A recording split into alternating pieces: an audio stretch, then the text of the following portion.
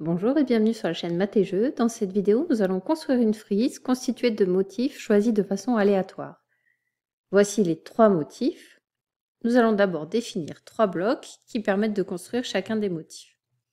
Donc le motif numéro 1, le personnage avance de 20 pas. Puis il tourne sur sa gauche d'un angle de 90 degrés. Il avance de 20 pas, il tourne sur sa droite d'un angle de 90 degrés.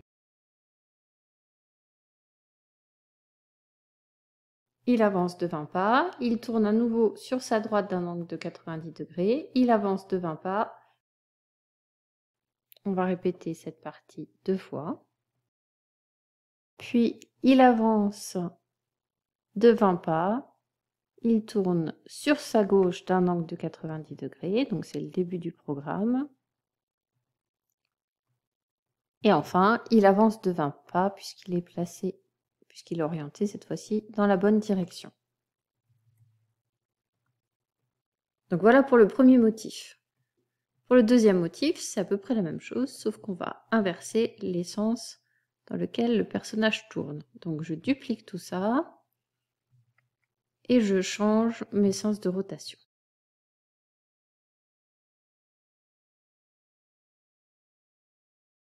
J'ai mon premier et mon deuxième motif, il me reste à construire le troisième.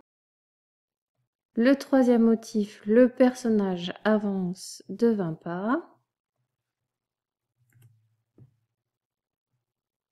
Puis il tourne d'un angle de 60 degrés sur sa gauche. Il avance de 20 pas. Il tourne sur sa droite d'un angle de 120 degrés. Il avance de 20 pas. Et enfin, il tourne sur sa gauche d'un angle de 60 degrés. Et il avance de 20 pas. Maintenant que j'ai mes 3 motifs, je m'intéresse à la construction du programme principal.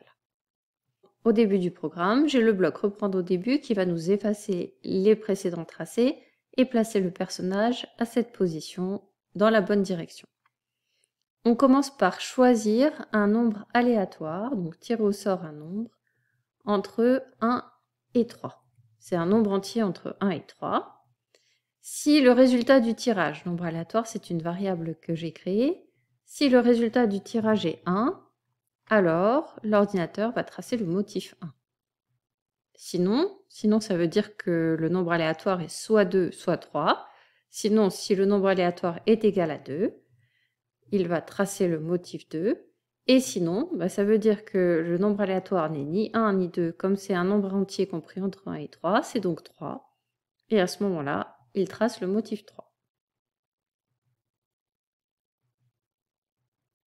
Je peux relancer plusieurs fois le programme et construire différentes frises. C'est la fin de ce tuto, merci de l'avoir suivi et à bientôt pour une prochaine vidéo.